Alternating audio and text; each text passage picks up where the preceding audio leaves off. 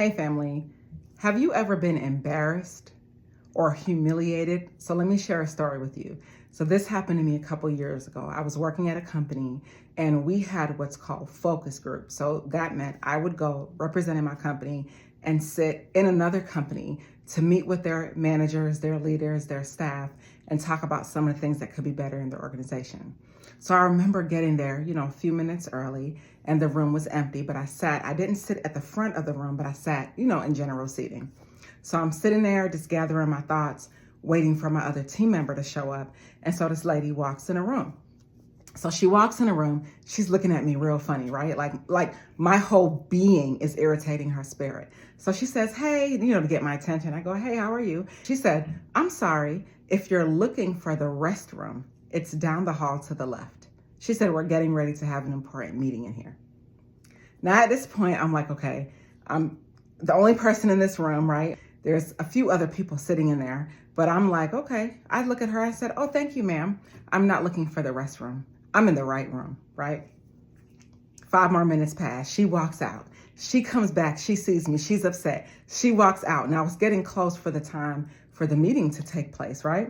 So she walks out one last time. I see her walking back with a person that appears to be like security. So I'm thinking to myself, for real? So anyway, I get up. I go to the front of the room.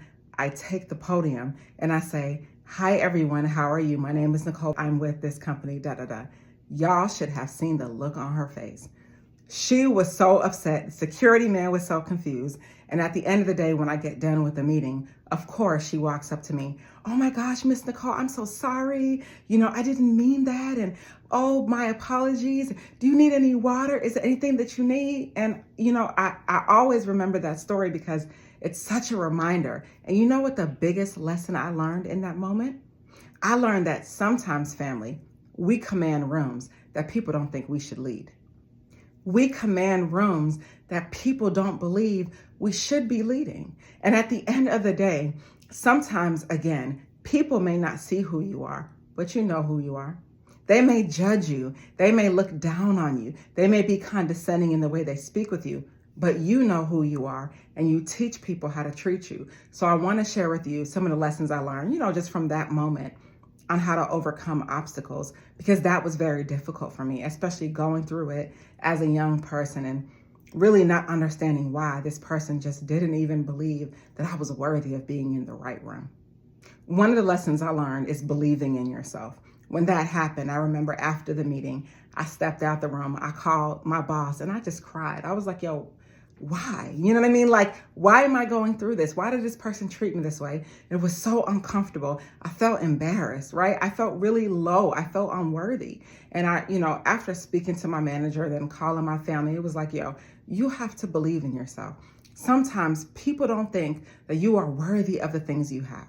People don't think that you are worthy of the ideas that you have. People do not think that you will ever be better than who you used to be. They don't see you as different. They don't see you as more. So they make their judgments on you. And sometimes if you're not careful, you'll believe what a person says about you. If you're not careful, you'll believe what they say about you as facts. If you're not careful, you'll think that their opinion of you really, really matters. And when we believe in ourselves, family, we got to go that extra mile to stop concerning ourselves with what people are thinking about us, to stop concerning ourselves with what they think we should do, we shouldn't do. And I'm going to ask you the question, are you in the right room? When you look at your life and you look at the situations that you're in and the people that you're dealing with and the environments that you're in, are you in the right room? A lot of times, family, we're in the wrong room, dealing with the wrong situations, individuals that don't heal us, individuals that don't make us feel better, individuals that don't help us to be better. What room are you in? Because when you believe in yourself and you believe you can do something new and different, and you believe you can go the extra mile, you ensure that you're in the right room because you're commanding spaces that those people don't think that you should. Another big lesson that I learned in that moment was like, yo, how do I remain optimistic?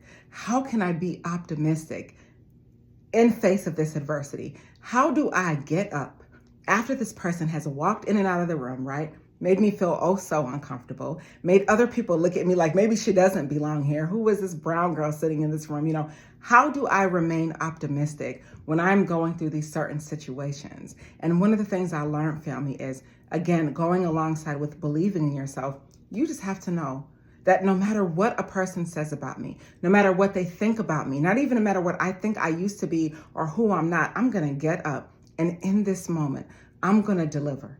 In this moment, I'm going to 10x my life.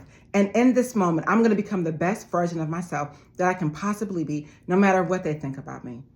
A lot of times we have people in our lives that say negative things about us, that tell us that we'll never be who we want to be. Like, imagine, think about this.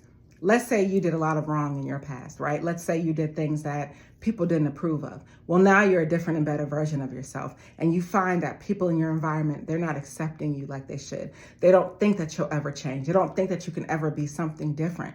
Family, we have to be careful and understand and know, just because people don't see us the way we believe we are, we have to see us the way we are. So we take our focus off of those individuals, take our focus off of the haters, the naysayers, and the doubters, and the people speaking ill over our lives, and put our focus on ourselves so that we can stand up and command our rooms. What room are you in? Allowing people who have no merit in your life, who are not even worthy of speaking negative over your life, who are we allowing in these spaces to make us feel like we're less than? Who are we allowing in these spaces that are making us feel like we're not worthy? When I was sitting in the audience, right? And when I was sitting and standing at the podium, I was the same person.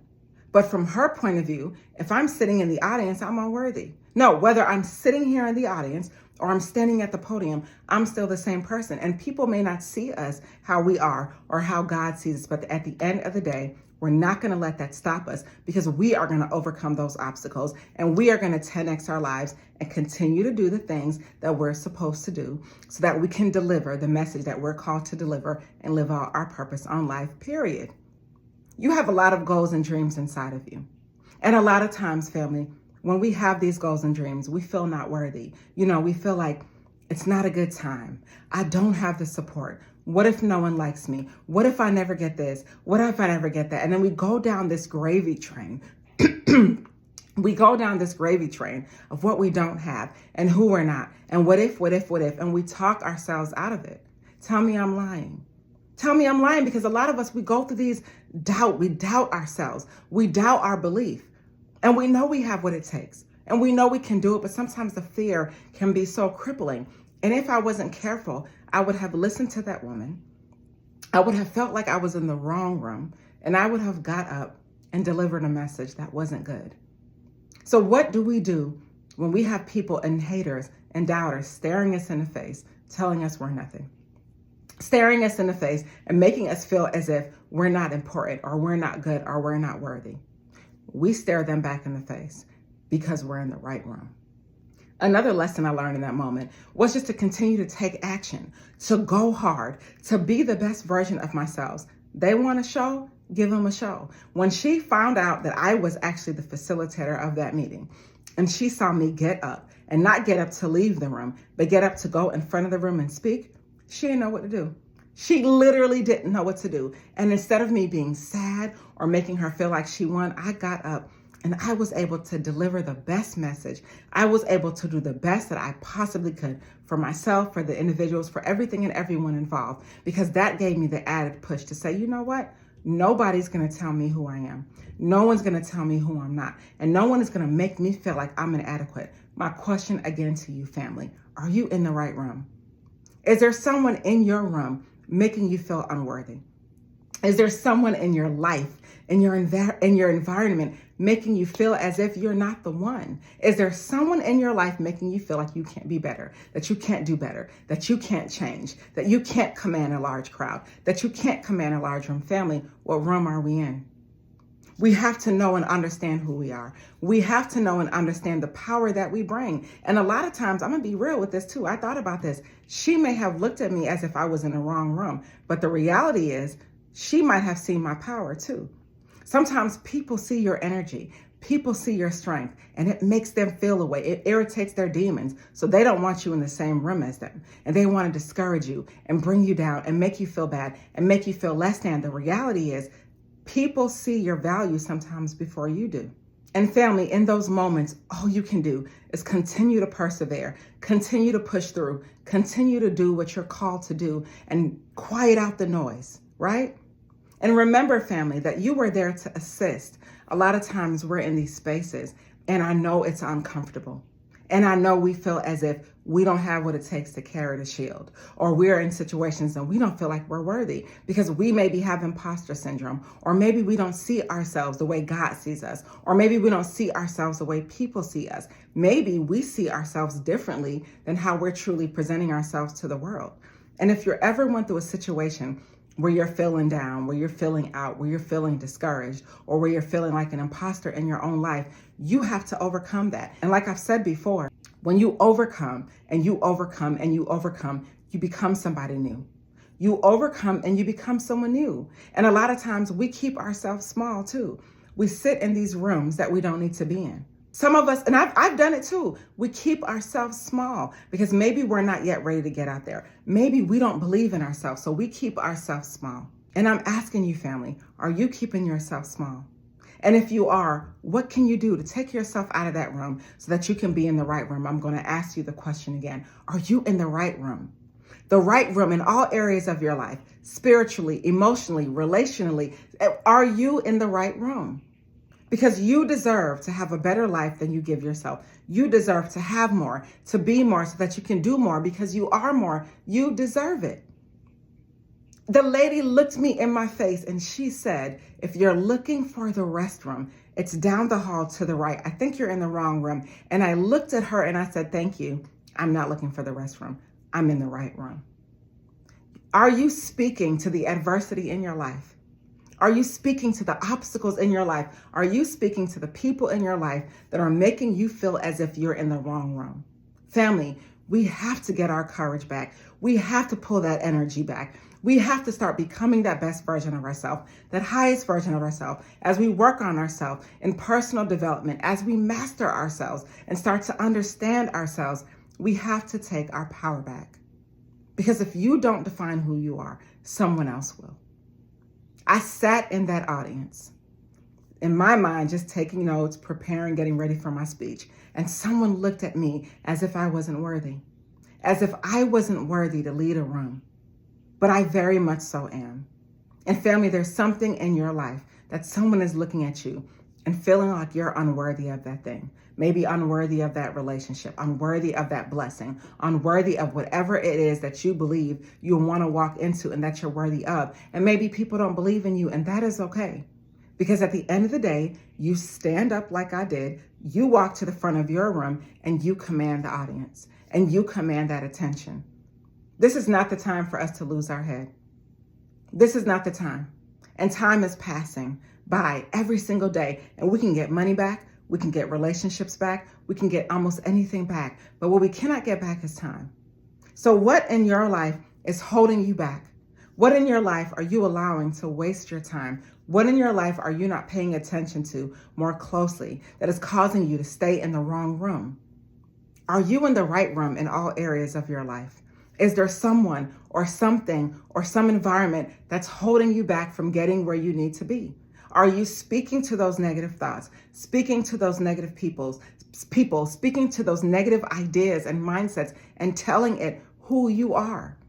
Are you commanding your rooms in your life? Are you commanding your thoughts? Are you commanding your goals? Are you setting the right expectation for yourself, your future, for your present, for your life? Are you in the right room?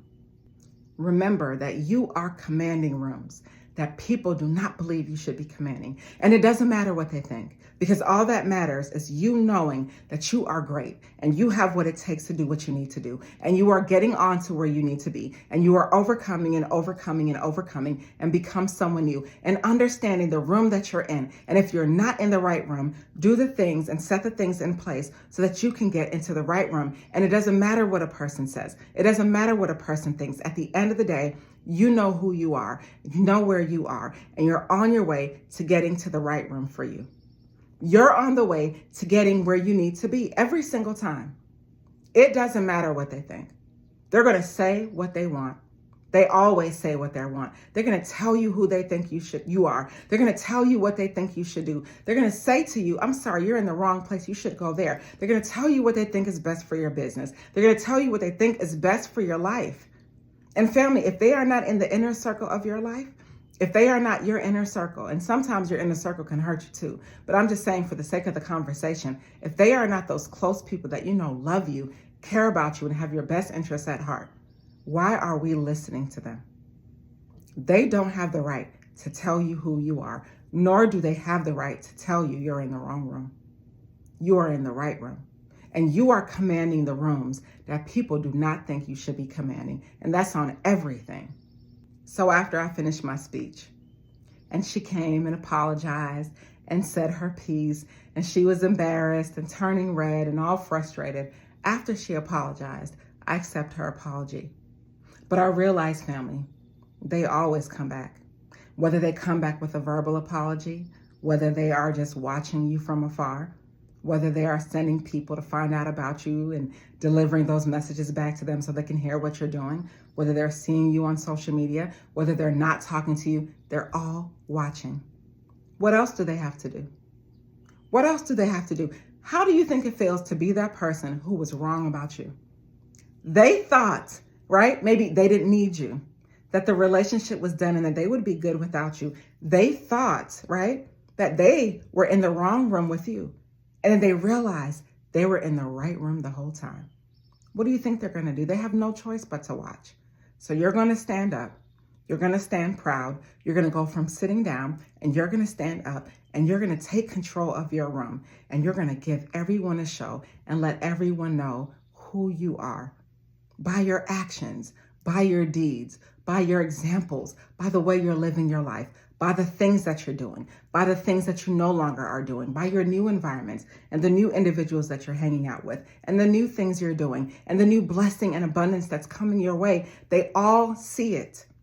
And you don't have to worry about that because it's time for you to take your seat on your throne and deliver the message that you need to deliver to the world. Because I believe one of the best purposes in life that you can have is to be a blessing to all of humanity. And that's exactly what you are. So I'm going to ask you this question one last time. What room are you in? And if you are in the right room, continue to do so and be there. But if you don't believe that you are in the right room for your life, please do the things that you need to get there. Belief in yourself, being focused, taking action, quieting the noise, and becoming the best version of yourself that you can possibly be, and standing up in your life and becoming the main character in your life and taking your seat and standing up at your throne and delivering the message that you need to deliver no matter what they say about you. And that's on everything. Stay inspired. Hey family, I want to thank you so much for watching my content. And I'm asking you, if you haven't already, please subscribe. More good things to come. Thank you. Stay inspired.